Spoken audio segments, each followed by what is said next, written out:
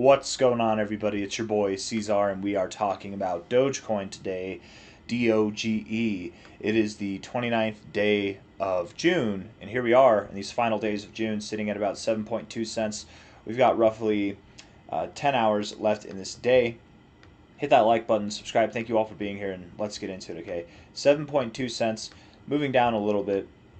It's possible that you move a little bit lower. I mean, if this isn't the low of this move, maybe move a little bit lower. You're in proximity to that nonetheless, and I do suspect that we're going to see a little bit of recovery coming your way for Dogecoin. This could be the bear market low. I suppose it's possible. I'm not betting on that. That's not my forte. That's not my perspective, but it could be. You never know. Looking at this on the daily time frame, we'll actually get into this. I want to look at it on the 1 hour time frame first, and then we can zoom back out. Looking at this on the 1 hour time frame here, you are consolidating. You had some bullish stuff, looked like you were breaking out, man, a lot of volume, and you rejected back down. We've seen this kind of behavior before with Dogecoin and various other coins. Maybe you still move up. I know it looks a little bit grim right now, but you really still could move up. Don't count your chickens before they hatch. But it is looking more and more grim the more that you interact with these lows here. I wouldn't be surprised if we did go lower. Looking at this on the 1 hour time frame, RSI struggling to get above the 50. But typically if you come up to the 50 and you reject, that's it. You go down. You've done that once, twice, 3 times, 4 times, and where's the down? You still have higher lows. I mean, it's not as bad as it could be. The stochastics are weird, but that's because you're choppy and sideways, so of course they're going to be weird. The MACD is probably not reliable. We're not even going to go over that. Short-term time frame and choppy sideways, I doubt the MACD is reliable. 4 hour time frame here, it's like you want to be bullish, but you're just not doing it. Makes me a little bit bearish. 4 hour RSI looks like it wants to go down. The hopes that the 1 hour was promoting are tarnished with the 4 hour time frame. High here, lower high here, lower high here, rejecting the 50. This is the real deal. And then you come down into the oversold zone to find support. Yeah, you're probably going to get a higher low in your RSI with a lower low in the price, which you actually already have. So bullish divergence is forming. That's nice. Stochastics look bearish. The MACD, to be fair, it is bearish. Yeah, so a little bit lower. Daily time frame here, there is bullish divergence, but man, you're about to give it up. You know, you got 10 hours left. Wouldn't it be nice if you came down on the 4 hour, you formed that bullish divergence on the 4 hour, and then within the next 10 hours you also come up and close green enough. You know, you're only down 1%. I mean, Dogecoin in 2 hours can move up more than 1%, can't it? I mean, it's definitely capable of that. It would be nice if you got the 4 hour bullish divergence marker to come on while also maintaining this bullish divergence on the daily time frame. To do that, I think you would need to close slightly less red, maybe like less than 0.5% red, or even green. Green would be nice to see as well. You do have bullish divergence on the MACD. Again, closing a little bit more green. You see here how it's not building bullish or bearish divergence right now. It's got that pale red color. If you close more than 1% down, it looks like you're going to get that darker red. If you close less than 1% down, you're going to get that pale red. So we'll see how it goes. Bullish divergence there, bullish divergence on the RSI for now, bullish divergence even on the stochastics for now. So as long as you don't close too red, I think things look good. You don't need bullish divergence to find your low, right? You didn't have bullish divergence back here whenever you found your low, and you still had a relative low of which you pumped up a good bit.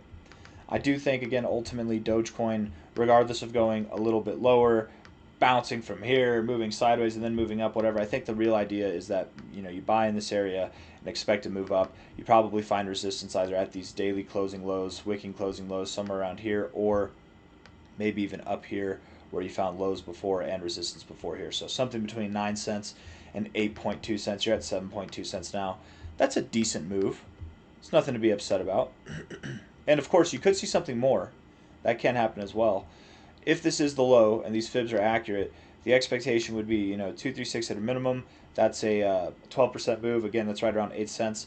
The 382 is a more reliable target, and that would be around a 20% move. 8.7 cents, 8.8 cents. You know, sometimes you go a little bit above the 382. That's very common. And maybe go all the way up to the golden ratio, which would be a 35% to a 40% move there for Dogecoin, and that's right around 1 cent psychological resistance, being at a rounded number like 1 cent. That I'm sorry, 10 cents, not 1 cent. That makes sense too. that makes sense too. So I don't think that Dogecoin is going to do anything extraordinary from here. I don't believe that we're on a Dogecoin rally by any means. If we do, it might be time to start rotating into meme coins if we do something like that. But it's not my thoughts. I think that we are still in a bear market. We're probably going to form a lower high and thus lower lows. Dogecoin here in a very, very long phase of accumulation. We thought we were in a bull market. We thought we were going to be moving up here, but I think as time goes on, we will see that this was just a long period of accumulation for Dogecoin where serious money was getting into it. And I think it is getting into it still.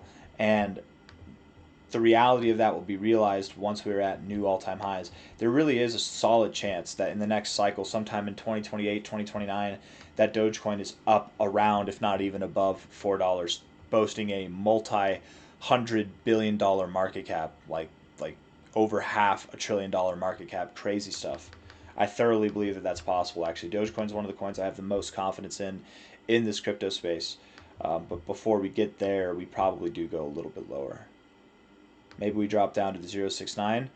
Perfect. Right there at about 6 cents. Just below 6 cents.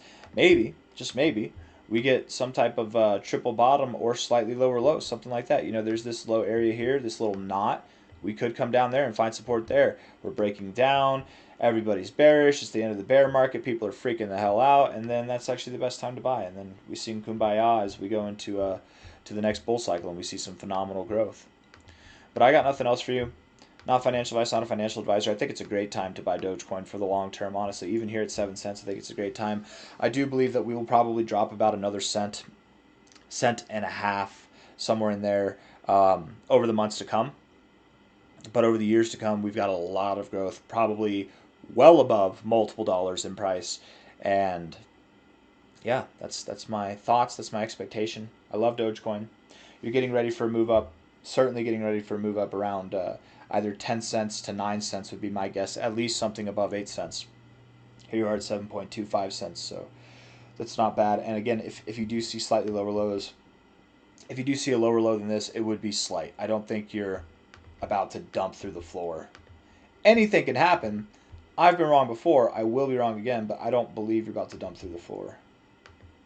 We'll see. Time will tell. Hit that like button. Thank you all. Take care. Bye-bye.